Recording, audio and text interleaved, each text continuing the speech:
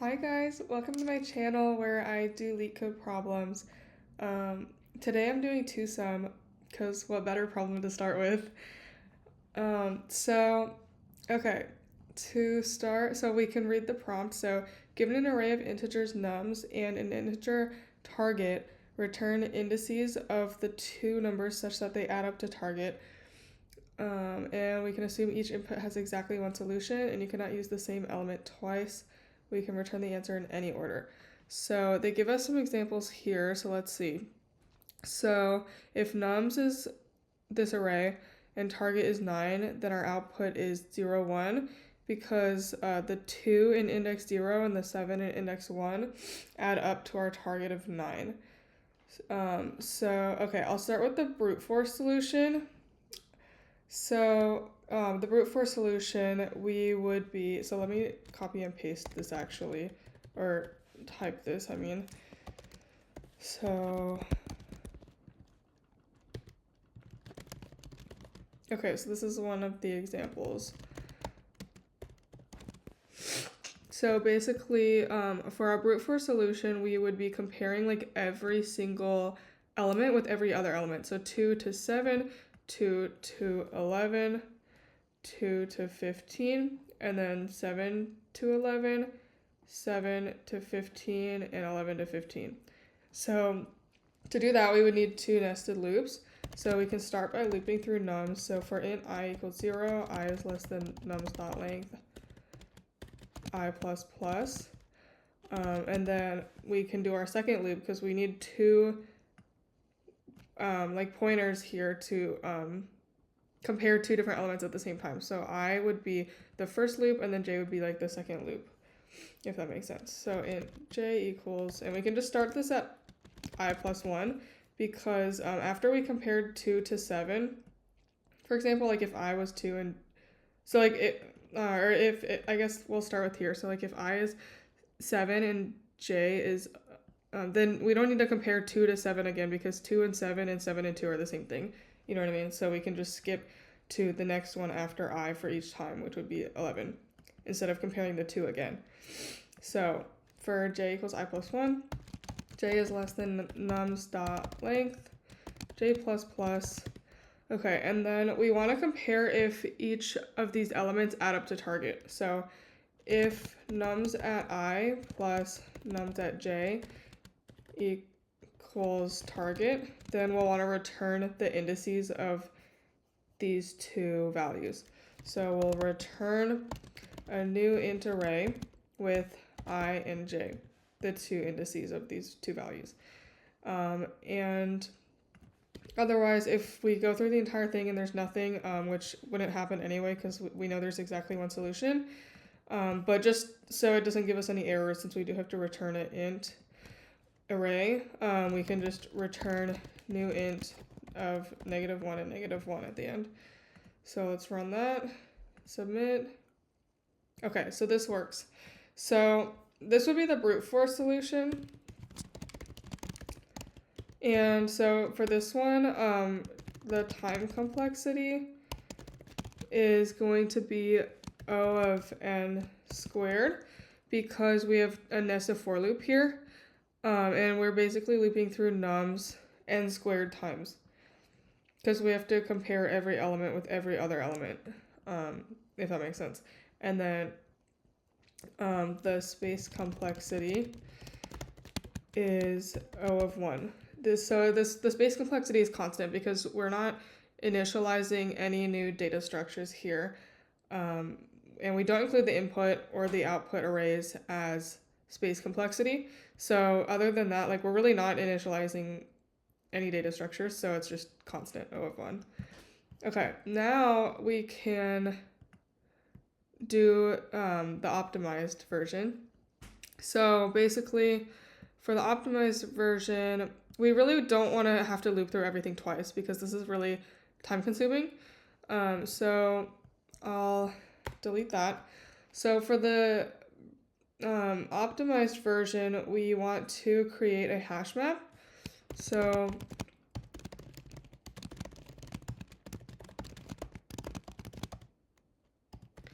Okay, and then in this hash map up here, we are going to want to store each of the we're going to want to map the numbers in nums to the indices, the index of this number. So for example, if we stored 2 from nums into this hash map, then it would map to 0.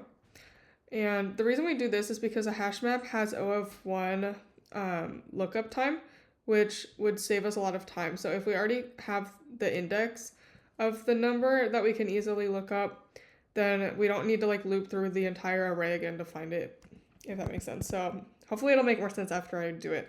But so we still need to loop through nums at least once. So we'll start that loop. Okay, and then in here, so I think we will want to check for the difference between the target and the current value that we are at in nums. So if we're at 2, then we will want to check initialize like store the difference of this, which would be 7 in the hash map. That way, like when we get to 7 here, we check if 7 already exists in our map, and if it does, then perfect, we just return that. So I'll show you what the hash map will look like if we were to store every single element in here.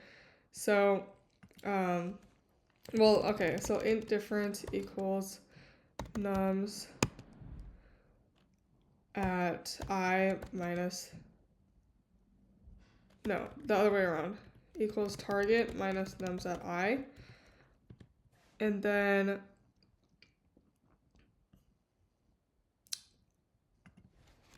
okay, so the hash map would look like 2 maps to 0,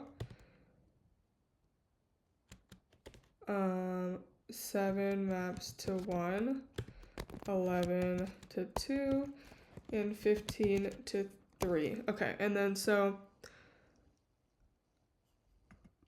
let's continue. So once we have the difference, we will want to check if each of these,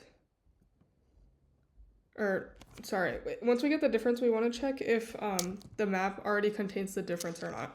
So if map contains key, so if it contains the, or I guess if, let's say it's like 7, right? So if it contains 7, which is difference, then we know that, because then our current number is 2 if that's the case, right? Because our target is 9. So that means we found a pair. So we can just return that pair. So return, and we'll just create a new integer array with the index associated with the difference that's in the map. So 1 and I, because I is the index of the current value that we're looking at in nums.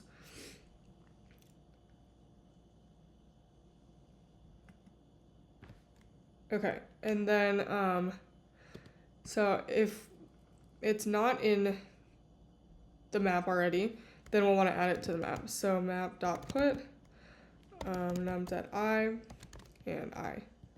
Okay, and then at the end, same, just like the brute force one, if if we've already finished looping through all of nums and we don't find anything, which again would not happen in this case since we have exactly one solution, but just to prevent an error, we'll just return a new a new integer array with just -1, -1. Okay, so let's run that. Oh, I forgot to comment this. My bad. Okay, let's run this now. And submit. And okay, passed. So, okay, so for this one, I will go over the time and space complexity, just like the other one. So the time complexity for this one is O of n, because we only have one loop here, and it's looping through nums n times, where n is like the number of elements in nums. And then the space complexity is also O of n. And this is because we initialized a hash map here, and that's the only data structure that we have.